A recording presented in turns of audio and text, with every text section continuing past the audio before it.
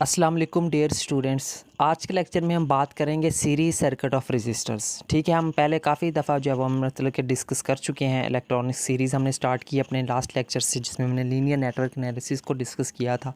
तो उसके बाद हम डिस्कस करेंगे सीरीज सर्किट क्या होता है। ठीक है, सीरीज सर्किट और पैरेलल सर्किट दो ठीक है सर्किट्स होते हैं, ये जो है वो हम यूज़ करते हैं इलेक्ट्रॉनिक्स के अंदर। सर्किट क्या होता है ये हम लास्ट लेक्चर में डिस्कस कर चुके हैं। ठीक है, कोई भी करंट फ्लो का जो क्लोज पाथ होता है इसको हम कहते हैं सर्किट। तो सर्किट की फिर आगे मतलब कि दो काइंड्स होती हैं, एक होता है सीरीज सर्किट होता है, एक होता है हमारे पास पैरेलल सर्किट। ठीक है, तो आज के लेक्चर में हम बात करेंगे सीरीज सर्किट ऑफ रेजिस्टर्स, यानी कि हम रेजिस्टर्स को ले लेंगे। ठीक है, अब उसमें रेजिस्टर्स भी हो सकते हैं, कैपेसिटर्स के भी सीरीज सर्किट हो सकता है, इंडक्टर्स का भी सीरीज सर्किट हो सकता है।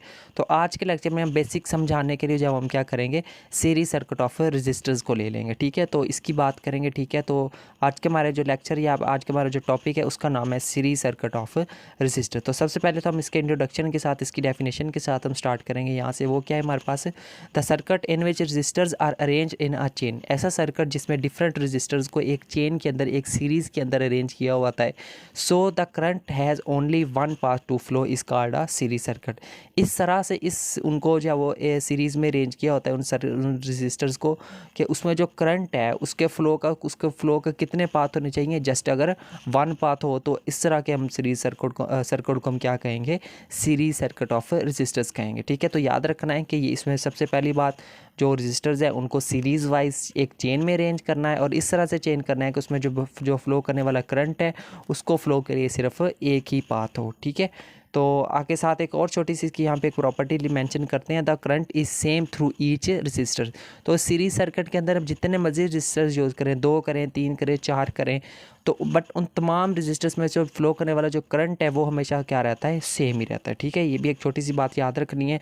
तो इसी तरह जो पैरेलल सर्किट होता है ना, उसमें वोल्टेज सेम रहता है। ठीक है, ये दो डिफरेंस होता है सीरीज़ और पैरेलल में। ठीक है, अगर इसकी हम एक्सप्लेनेशन की बात करें तो यहाँ पे देखिए हमारे पास एक्सप्लेनेशन में, ठीक है, यहाँ पे हम इसको देखते हैं। Consider a series circuit of 3 resistors and a single battery as shown in figure. ठीक है, तो हमने इसको एक्सप्लेन करना है, तो हम कोई सिलेक्ट कर लेते हैं। कोई से हमारे पास जो है वो 3 रेजिस्टर्स हमने यहाँ पे इनको सीरीज़ वाइज हमने कनेक्ट किया हुआ है। किस चीज़ के साथ कनेक्ट किया हुआ है, एक सिंगल बैटरी के साथ हमने यहाँ पे इसको कनेक्ट किया हुआ है। ठीक है, सो द करंट यहाँ पे देखिए मजीद, the current will be same but the voltage will drop across each resistor. तो इन तमाम रजिस्टर्स में से जो बहने वाला जो करंट है वो क्या रहेगा, सेम रहेगा, बट इनमें जो वोल्टेज है वो क्या होता रहेगा, चेंज होता रहेगा। ठीक है, वोल्टेज ड्रॉप आउट होगा यहाँ पे। ठीक है, सो यहाँ पे देखिए हम क्या लिख सकते हैं, so sum of these 3 voltages must be equal to the applied voltage. ठीक है, तो इन अब देखें, अब इस रजिस्टर यहाँ पर डिफरेंट वोल्टेज होगा, यहाँ पर डिफरेंट वोल्टेज होगा, यहाँ पर डिफरेंट वोल्टेज चेंज होता रहेगा। ठीक है, लेकिन जब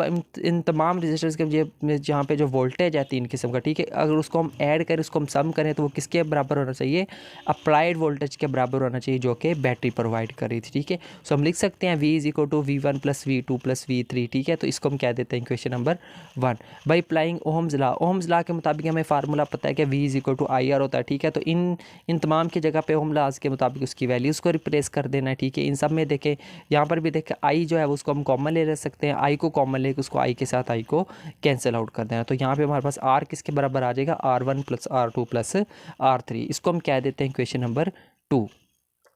नेक्स्ट देखिए, यहाँ पर देखिए हमारे पास क्या है, since the total current of the circuit due to equivalent resistors R is. हम जानते हैं कि अकॉर्डिंग टू ओम्स लॉ इस पूरे सर्किट में से जो बहने वाला जो टोटल करंट है ड्यू टू इक्विवेलेंट रेजिस्टेंस, वो किसके बराबर होता है, वो बराबर होता है I is equal to V over R। इसको हम क्या देते हैं, क्वेश्चन नंबर 3 का नाम दे देते हैं। ठीक है, फार्मूला हमें मेन पता है, V बराबर होता है IR के।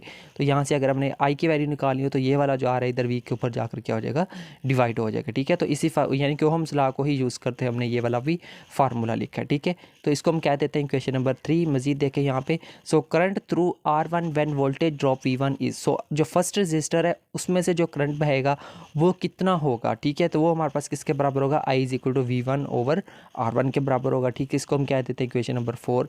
सो बाई कंपेयरिंग 1 एंड 2, इन दोनों इक्वेशंस को जो है वो कंपेयर करना है। सॉरी, यहाँ पे जो है वो 1 एंड 2 लिखा हुआ है, आप लोगों ने यहाँ पे 1 एंड 2 नहीं लिखना, बल्कि 3 एंड 4 लिखना है, आई एम सॉरी 3 एंड 4 लिखना है, ठीक है। ये दो इक्वेशंस यहाँ पे लिखनी है, तो बाय मिस्टेक वहाँ पे 1 और 2 लिखा गया, सो हम यहाँ पे लिखेंगे बाय कंपेयरिंग 3 एंड 4। जब हम 3 और 4 को कंपेयर करेंगे तो उसकी, क्योंकि ये दो साइड्स बराबर है तो इसका मतलब है ये दोनों साइड्स भी एक दूसरे के बराबर होंगी, ठीक है। तो ये बराबर आ गए इस चीज़ के बराबर। यहाँ से अगर हमने V1 की वैल्यू कैलकुलेट करनी हो तो R जो है वो उधर जाके यहाँ पे हमारे पास मल्टीप्लाई हो जाएगा V के साथ। इसको हम कह देते हैं इक्वेशन नंबर 5 का नाम भी यहाँ पे इसको दे सकते थे, ठीक है।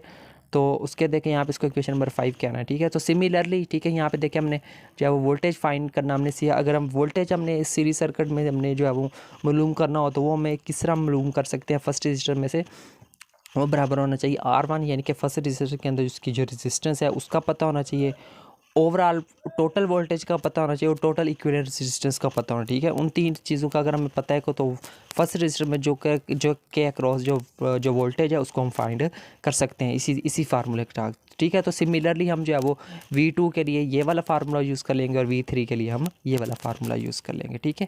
सो हम यहाँ पे इसको वाइंड अप करते हैं। Hence these 3 equations represent the proportional voltage formula in a series circuit, ठीक है। तो ये था स्टूडेंट्स आज का लेक्चर, जिसमें हमने कुछ इंपॉर्टेंट फार्मूलाज को डिस्कस किया है। जैसे ये था सीरीज सर्किट में अगर हमने वोल्टेज फाइंड करना हो, इक्विवेलेंट वोल्टेज फाइंड करना हो तो इस चीज़ के बराबर होता है, ठीक है।